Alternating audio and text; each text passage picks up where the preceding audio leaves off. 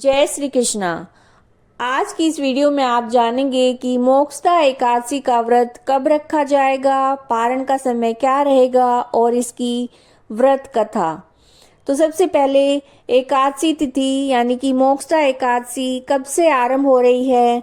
तो जो एकादशी तिथि का आरंभ 11 दिसंबर को सुबह 3:42 से शुरू हो रही है और तिथि का समापन होगा 12 दिसंबर को रात्रि 1:09 पर।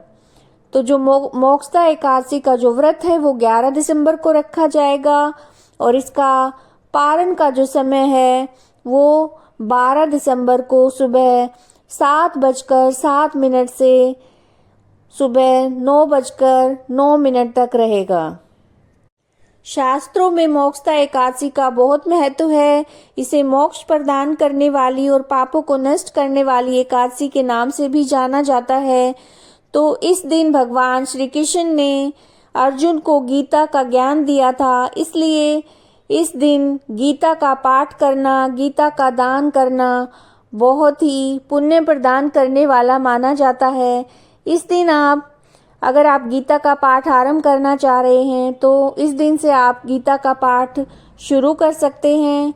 और गीता की पुस्तक का दान करना भी बहुत महत्व रखता है। इस दिन किया गया दान पुण्य आपके पितरों के लिए भी काफ़ी लाभप्रद होगा, यानी कि पितरों की को मुक्ति प्रदान करेगा। मोक्षदा एकादशी व्रत की जो कथा है वो इस प्रकार से है। प्राचीन काल में एक प्रतापी राजा थे जिनका नाम था वैखानस, और जो सभी वेदों के ज्ञानी थे। उनके प्रताप और उनके अच्छे स्वभाव के कारण जो उनकी प्रजा थी वो हमेशा उनसे खुश रहती थी।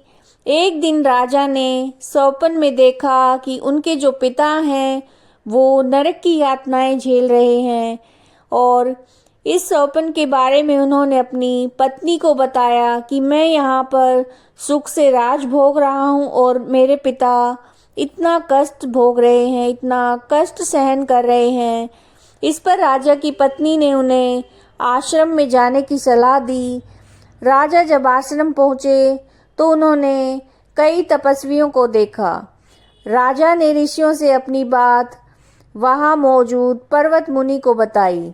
राजा ने कहा कि पिता ने मुझसे स्वप्न में दर्शन देकर कहा कि हे पुत्र, मैं नरक में पड़ा हूँ, यहाँ से तुम मुझे मुक्त कराओ। जब से मैंने ये वचन अपने पिता के मुख से सुने हैं तब से मैं बहुत बेचैन हो गया हूँ, बहुत अशांत महसूस कर रहा हूँ। मुझे इस राज्य, धन, पुत्र, स्त्री, हाथी, घोड़े, किसी में भी मुझे सुख नहीं मिल रहा है, किसी भी चीज़ में मेरी रुचि नहीं है। राजा ने कहा कि हे ब्राह्मण देवताओं, इस स्वप्न के कारण मुझे इतना कष्ट हो रहा है कि मुझे ऐसा लग रहा है कि मानो मेरा शरीर जल रहा है। मुझे कोई ऐसा उपाय बताइए, कोई ऐसा दान, ऐसा तप बताइए जिससे मैं अपने पिता की नरक से मुक्ति करा सकूं, क्योंकि उस पुत्र का जीवन व्यर्थ है जो अपने माता पिता का उद्धार ना कर सके। एक अच्छा पुत्र वही होता है जो अपने माता पिता और अपने पूर्वजों का उद्धार करता है, वह 1000 मूर्ख पुत्रों से अच्छा है। तब ब्राह्मणों ने राजा से कहा कि राजन, यहाँ पास ही भूत, भविष्य और वर्तमान के ज्ञाता पर्वत ऋषि का आश्रम है। आपकी समस्या का समाधान वे जरूर करेंगे। ऐसे में राजा पर्वत ऋषि के आश्रम में पहुँचे। राजा ने आश्रम में देखा कि अनेक शांत चित्त योगी और मुनि तपस्या कर रहे थे। उसी जगह पर्वत मुनि बैठे थे। राजा ने मुनि को देखते ही उन्हें साष्टांग दंडवत प्रणाम किया। मुनि ने राजा से कुशलता का समाचार पूछा कि राज्य में सब कुशल है। तो राजा ने कहा, हाँ महाराज, राज्य में तो सब कुशल है, लेकिन अचानक ही मेरे चित्त में अत्यंत अशांति हो गई है। ऐसा सुनकर पर्वत मुनि ने आंखें बंद की और इसके बाद पर्वत मुनि ने सारा सच जाना और राजा से कहा कि तुम एक पुण्य आत्मा हो, जो अपने पिता के लिए इतना परेशान हो, इतना व्याकुल हो, लेकिन इसकी जरा भी जरूरत नहीं है, क्योंकि तुम्हारे पिता अपने कर्मों का फल भोग रहे हैं। तुम्हारे पिता ने तुम्हारी माता को बहुत यातनाएं दी। तुम्हारे पिता अपने कुकर्मों का फल भोग रहे हैं। उन्होंने अपने पिछले जन्म में कामातुर होकर एक पत्नी को रति दी, किंतु सोत के कहने पर दूसरी पत्नी को ऋतुदान मांगने पर भी नहीं दिया। उसी पाप के कारण तुम्हारे पिता को नरक भोगना पड़ रहा है। तब राजा ने कहा कि इसका कोई उपाय बताइए।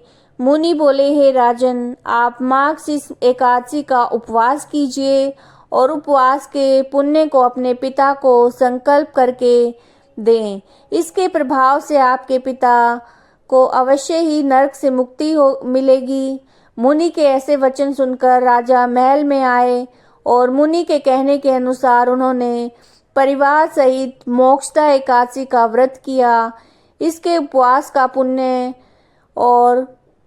उपवास का जो पुण्य है उन्होंने अपने पिता को अर्पण किया। इसके प्रभाव से पिता को मुक्ति मिल गई और स्वर्ग में जाते हुए वे पुत्र से कहने लगे कि हे पुत्र, तेरा कल्याण हो। यह कहकर वो स्वर्ग को चले गए। मार्गशीर्ष मास की जो ये शुक्ल पक्ष की मोक्षदा एकादशी है, इसका जो व्रत करते हैं उनके सारे पाप नष्ट हो जाते हैं और इस व्रत से बढ़कर मोक्ष देने वाला कोई और व्रत नहीं है। इस कथा को पढ़ने और सुनने से वाजपेयी यज्ञ का फल मिलता है। यह व्रत मोक्ष देने वाला और चिंतामणि के समान सब कामनाएं पूर्ण करने वाला माना गया है। सारी चिंताएं मिट जाती हैं और सारी मनोकामनाएं पूरी हो जाती हैं। भगवान विष्णु भगवान और लक्ष्मी माता की कृपा सब पर बनी रहे। जय श्री कृष्णा। अगर वीडियो पसंद आई है तो लाइक कीजिएगा, शेयर कीजिएगा, चैनल को सब्सक्राइब कीजिएगा। जय श्री कृष्णा।